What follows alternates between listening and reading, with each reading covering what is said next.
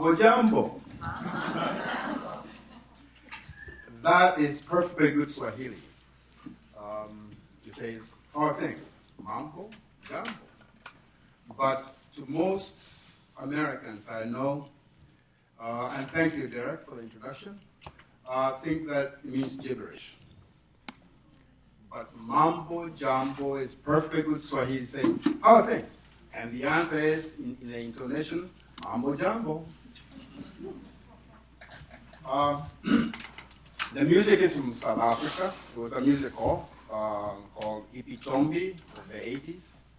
It was a time we were fighting against apartheid.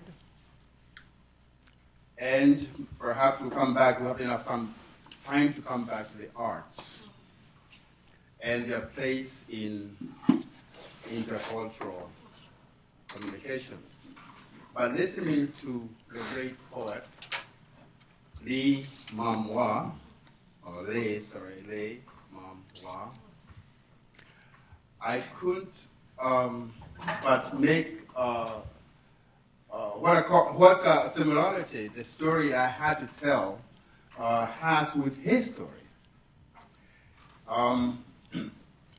I first came to this country in the late 1950s. I was plucked out of Kenya in the time of war by a lady from this community. As a child, she brought me to this country at the age of 12. In this community at Putney School, the founder of the Putney School, her name was Carmelita Hinton. She plucked me out of Kenya as a war, no, I wouldn't say often, but as an outcome of that conflict. She brought me here, and I spent my teenage years in this country. Then I went to college in Boston, among other places, and finally returned back to Kenya in 1974, where I practiced journalism, and then went into the small sector tea growing industry for the peasant sector, or the smallholder sector, the African sector, under a cooperative arrangement, cooperative movement arrangements. Tea traditionally is grown as a plantation crop. Out of that outcome, out of that work and the work we did, that company has grown to become the world's largest single source for black tea, and has made Kenya one of the two leading tea exporting nations together with Sri Lanka. Out of that, I was invited to go and join the UN and was in Europe for 10 years. I think having lived on this continent, in Africa and Europe, it's one of the reasons why I was invited to talk about cross-cultural communications, which my life has been very much part of. But going back to the poet, I had wanted to say that, to compare, to ask you, what is cross-cultural communications? In what context? We know communications, and as we saw in the film, is very complicated. So I will not be presumptuous to say I have the answers, but I would say writing the preface of the book, The Wretched of the Earth, arguably the most insightful of all literature on the freedom struggles of the Third World by Dr. Frantz Fanon, Jean-Paul Sartre said, quote, "Not long ago, the Earth numbered 2 billion inhabitants, i.e., 500 million men and 1,500,000,000 natives. The first possessed the word, and the others borrowed it." I think this is an interesting, if abstract, use of the word "word." In the beginning of the beginning of the book of John, in the New Testament, It begins with, in the beginning was the Word. The Word was with God, and the Word was God. Now, communications, literally, is really about talking to each other. The Word is very powerful, whether written or oral.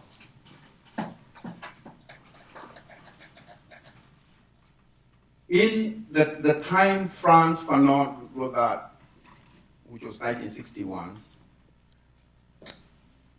Africa was now free. The third world was now free. It's not too long ago. I don't think I've grown a single inch since. But it's half a century.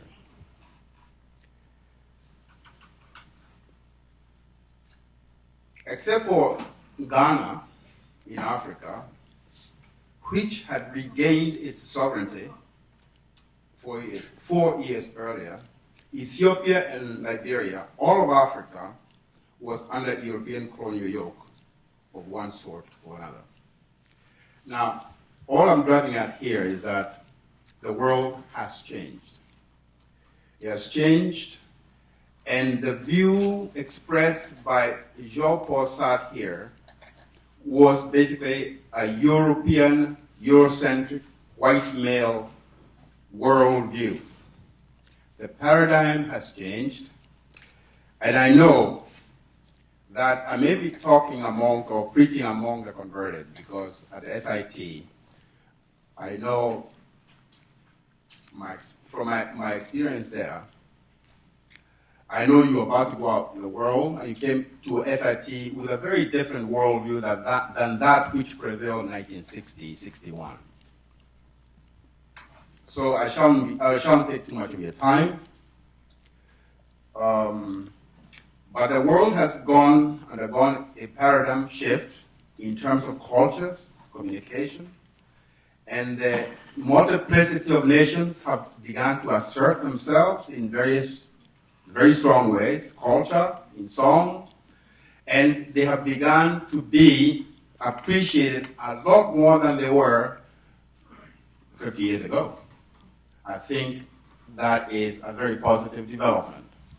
But as you go out there, and I know 100% of the students at SIT will be gone out to the world, you go out to share the world.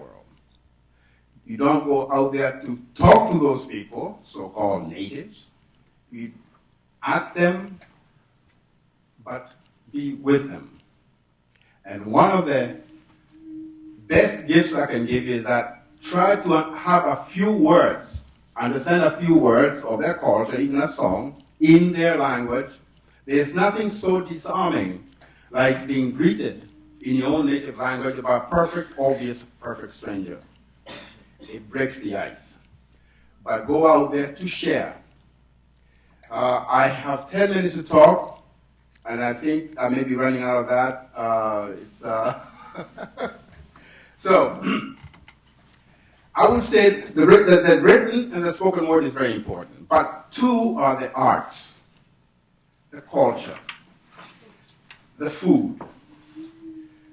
All of those are to be shared. And those people, that I mean the third world peoples or other peoples, would like to share with you, but they would not want to be told. They don't want to be, which has been the European white male orientation to the rest of us. And that too, I'm sure I'm preaching to the converted. Nevertheless, I don't think I can say it any more strongly.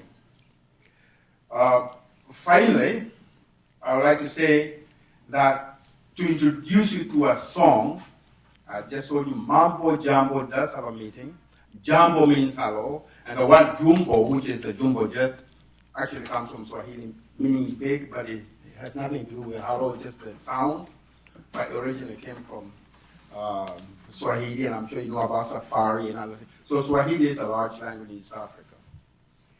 I would like to teach you a 3-stanza song to take with you.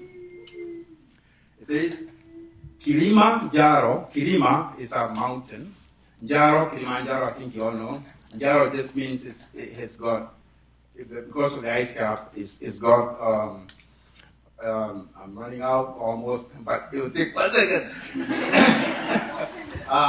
Kilimanjaro, mlima mrefu, mountain peak katika Africa, in Africa. It goes, Kilimanjaro,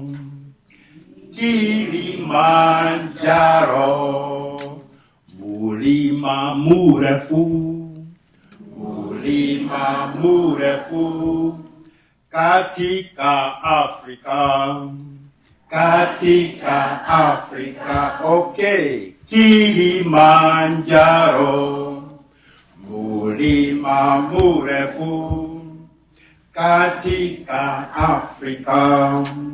This side, Kilimanjaro, mlima mrefu katika Afrika. Once again, Kilimanjaro, Kilimanjaro,